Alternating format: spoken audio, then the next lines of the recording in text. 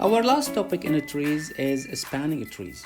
So what are spanning trees? Spanning trees are trees that are constructed from graphs. So they are subgraphs. A spanning tree for a graph is a subgraph that contains every vertex and must be a tree. So when we construct a spanning tree from a graph and contains every vertex, then this spanning tree is not unique. We could have more than one spanning tree. If we have a connected graph, then we must have at least one spanning tree. Now, suppose we have two spanning trees, and since these trees contains every vertex of G, then they will have the same number of edges. To have a weighted graph and more than one minimal spanning tree, we will use a Prim's algorithm to give us the tree that has the minimal weight. And this algorithm is called Prim's algorithm. So we will show you step by step how this algorithm works to construct the minimal spanning tree.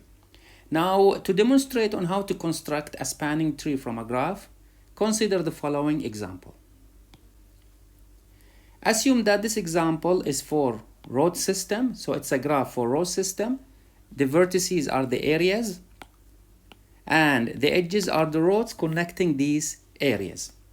If we would like to close some roads for maintenance, as an example, then we should not close roads that keep some areas isolated, inaccessible.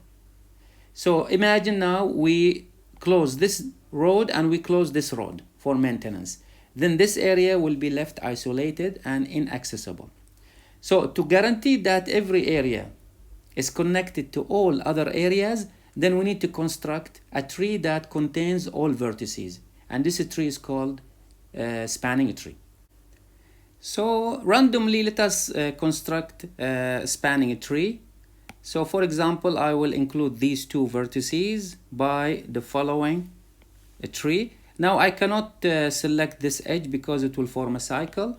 So I will select this edge. Now we need to include the last vertex. So now this is a tree that contains all vertices. So this is a spanning tree, one of the spanning trees. And if you want to do maintenance on, let's say if you want to close some roads for maintenance, now you can close, for example, this road, you can close this road, you can close this road, and you can close this road for maintenance. For another spanning tree, instead of adding the last edge, we could add this edge, and this is another spanning tree. For a weighted graph, if we want to put, let's say for example, the distance between areas, so here maybe we can put 2, here we can put a 3 as distance between these two areas, and here we'll put 4, here we will put a 3, this is 4, 6, 7, let's say 8, 5, and 3. So now this is a weighted graph for the road system. Now what is the total weight for the spanning tree that is highlighted? You just simply add the numbers on the edges. So here you have 2 plus 4 plus 4 plus 8 plus 6 and plus 3, and you will get the total weight. If we have more than one spanning tree, then we would like to find the spanning tree with the minimal weight. And this is what's our next topic, is by applying a Prim's algorithm to find the spanning tree with the minimal weight. We will apply the Prim's algorithm as an example on this weighted graph. And this is the answer, but we will show you the steps how this spanning tree, the minimal spanning tree, constructed from this graph. The tree will be constructed incrementally, first by starting with one vertex, and then incrementally will include vertices one after the other, and it will stop once we include all the vertices in the tree. So at any step, this is what the algorithm is doing. So you need to pick, for example, if you started with this vertex, which is K, it doesn't matter from which vertex you start. You could start with H, you could start with J, you could start with E. As long as these vertices will be included in the tree, so you can start with any vertex. Imagine that you started with K, and this is what we are going to do. We will start with K. So the tree will consist of only one vertex. Then, this is what is it saying here. It says you need to select an edge that one end is on the tree and the other end is not on the tree. So if this is the tree we have, which is one vertex, so which edge that one end is on the tree and the other end is not on the tree? This is one example. So this edge, see now, this is the one on the tree and this one is not on the tree. Another candidate is this one, because this vertex is on the tree and this vertex is not on the tree. Another candidate is this one, because this vertex is on the tree and this vertex is not on the tree. So we have the three candidates. The one with the minimal weight you included into that tree. So if you started with K and we have three candidates, the one that is the smallest is this. So you will include L into the tree, and then the tree will consist of two vertices. In the next iteration, the tree will have two vertices, K and L. And then you have to repeat the strategy of the algorithm by selecting edges such that the endpoint of those edges are on the trees and the other ends are not on the trees. The one with the minimal weight you selected and included in the tree. Let me show you the steps of this algorithm step by step to show you how it works.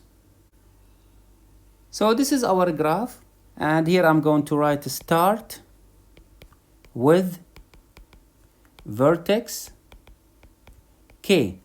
Of course, selecting the edges will not be in the same order when we select another vertex, but the constructed spanning tree will be the same. So in step number 1, which edge we should include? Let us see first candidate edges. What are the candidate edges?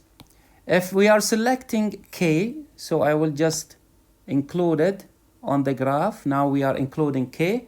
Now which edges are candidates? This is 1, this is 2, and this is a 3. Now since KL has the minimal weight, so we should include KL in step number 1. So we will have KL, and the weight for KL is a 3, and we will draw on the graph the edge that has been included into the tree. So now this is now the tree. It has now two vertices. Why I did not select this edge? Because see, the endpoints, none of them are on the tree. The tree started with one vertex, which was K. So I have to look for the edges that one endpoint on the tree, the other one are not on the tree. Step number 2. Now, which edge we should select? We have to look for candidate edges. What are the candidates? For K, this is 1, this is 2, and for L, this is 1 and this is 2. So we have 4 candidates. But the one with the minimal weight is this. So we will include it. So we will include this edge, and here we are going to write L, G, and the weight is 2. So as you see, the tree is growing by adding the vertices one at a time. Now let's go for the next iteration. In the next iteration, the candidates, this is one candidate, this is another candidate, this is another, and also this is another candidate. So GM is the edge with the smallest weight. So in step number 3, we will include GM in the tree. So here we are going to have GM. Now notice now this edge should not be selected. Why should not be selected? Because see, the endpoints, both of them are on the tree. And if you include it, it will form a cycle and it will not become a tree. So KM is excluded from selecting. Now next step, which is step number 4, we have to look for the other candidates. So this is one candidate, which is 2, 8, 4, 5, and 5, and 6. And as you see now, this is the smallest one. We will include it. So in step number 4, we will include MF. And here we will have MF. So MF is 2 and GM is also 2. I forgot to write it. And in the next iteration, which is number 5, which one to select? You have 8, you have 3. And now you cannot select this. Otherwise, it will form a cycle. So we will simply put X on it so that we cannot select it. By looking, this is a 3, this is 8, this is 4, this is 5, this is 5. So this is the smallest. So we are going to include it, which is F and E. and it has the weight 3. And then if you look next, you will see that this is the edge that should be included, because one endpoint on the tree, the other point is not on the tree. This is 8 larger than 2, this is 4, this is 5, this is 5, this is a 20. So this is the next candidate. So for the next candidate, for the next step, which is step number 6, we are going to include ED. So here we are going to include ED, and ED has weight 2, and this cannot be selected, otherwise it will form a cycle. For next step, this is a step number now 7. So what are the candidates? Here we have 4, here we have 5, here we have 5. So which one has the minimal weight? So the minimal weight is this, so it will be KC. So we will include KC, and this is KC, and KC is 4. Now we cannot select this edge, otherwise it will form a cycle, because both endpoints are on the tree. So we cannot select this edge, so we have to look on the other side of the tree. For the other side of the tree, step number 8. Now what are the candidates? The candidates, here we have 5, here we have 4, and here we have 5, and here we have a 20. So the one with the smallest weight is CB. So we need to select CB, and here we have CB and or BC. So CB is weight 4.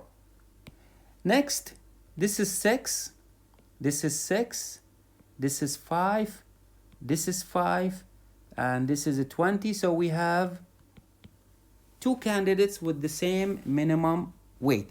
Select one, and that indicates that we don't have, probably we could have more than one minimal spanning tree. So select one. So I'm going to select this edge, which is LJ, and this we cannot select it later.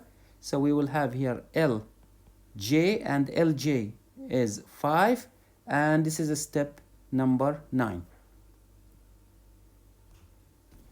Now step number 10.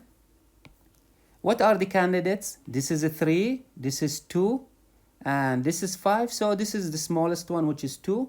So we are going to include this edge, and once we include this edge, then we cannot select this edge. So at step number 10, we will have JA, and JA is 2. And if we go for the next step, which is step number 11, for step number 11, this is 5, this is a 3, this is 5. So this is the smallest one, so it will be JH. So we have JH, and we cannot include this, so we will have JH, and JH is a 3. And now we have only one vertex left to be included. So in step 12, if you look at, for example, this is 5, and this is 12, and this is 20. So the smallest is this, which is AI. So we will include AI, and the AI is equal to 5, and JH is equal to 3. And if you take the weight, or if you take the total of these weights, you will find that this is going to be the minimal spanning tree. To conclude our lecture, I have provided some questions that you can try as an exercise. Here it is asking for how many edges must be removed from a connected graph with n vertices and m edges to produce a spanning tree. I'm giving you the answer, but I'm not giving you the steps. So this is the answer of the question. Also, if we have a tree with 3n vertices of degree 1, 4n vertices of degree 2, and n vertices of degree 3, then we need to determine number of vertices and edges in the tree. If you know the number of vertices and it's a tree, then you can find number of edges easily, which is equal to n minus 1. The first step is you need to find the value of n, and this is a tree, so you have some equations that you can use, like for example the total degree. First find the value of n. After you find the value of n, then the number of vertices will be 3n, and then from the number of vertices you can find the number of edges. And this will conclude our lecture today, and good luck.